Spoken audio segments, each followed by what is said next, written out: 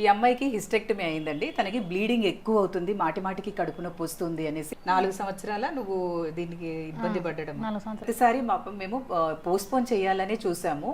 అంటే చిన్న వయసు, గర్భసంచి తీసేసుకుంటే ఇబ్బందులు వస్తాయి అన్న విషయంలో పెట్టుకొని టాబ్లెట్స్, ఇంజెక్షన్స్ వేస్తూ వచ్చాం.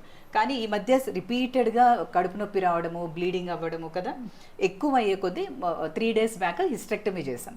సో తిన్ని రేపు డిశ్చార్జ్ చేస్తున్నాము. ఏం అడ్వైస్ ఇస్తారు డిశ్చార్జ్ అయ్యేటప్పుడు గర్భసంచి తీసేసిన పేషెంట్కి ఒకసారి నేను చెప్తాను.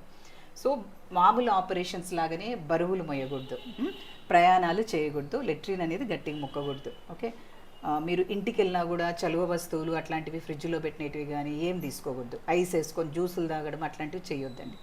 తిండి విషయానికి వస్తే బాగా ఆకుకూరలు, కూరగాయలు, పండ్లు, పాలు, గుడ్డు, నార్మల్గా హెల్దీ డైట్ తీసుకోవాలి. అండ్ గర్భసంచి తీసేసిన వాళ్ళకి ఏం చేయాలంటే సోయా గింజలు ఎక్కువ వాడాలి, నూగులు ఎక్కువ తీసుకోవాలి, అలసందలు కానీ దొరుకుతాయి కదా, నల్ల శనగలు, తెల్ల శనగలు అట్లాంటివి ఎక్కువ తీసుకోవాలి, రాగి ఎక్కువ తీసుకోవాలి. మీరు రోజు ఒకే టైప్ ఫుడ్ పెట్టకూడదు, శక్తి రాదామెకి. ఆల్రెడీ బ్లడ్ పెట్టినాం, ఒక 2 పాయింట్స్ పెట్టినాం. రాగి తింటే మేడం ఈ మలలు ఉన్నాయి మేడం, ఎక్కువ అవుతాయేమో. సరే, నీకు పడని వస్తువు అవసరం లేదు, నీకు ఆకుకూరలు కూడా పడదన్నావు కదా, అటు బ్లడ్ గానే అవుతుంది మేడం. మళ్ళా బ్లడ్ అవుతుందా నీకు? అవిసె గింజలు, పుచ్చకాయ విత్తనాలు ఇట్లాంటివి ఎక్కువ తీసుకోండి. ఈ వూండ్ కేర్కి వచ్చేసరికి అంటే ఇక్కడ రోజు స్నానం చేసేసి మీకు పౌడర్ కానీ ఆయింట్మెంట్ కానీ ఇచ్చింటాం, అది అప్లై చేసుకోవాలి. తలకు నూనె పూసుకోవచ్చు, తలకు పోసుకోవచ్చు, ఏం ప్రాబ్లం లేదు. భార్యాభర్తలు 3 నెలల వరకు కలవ.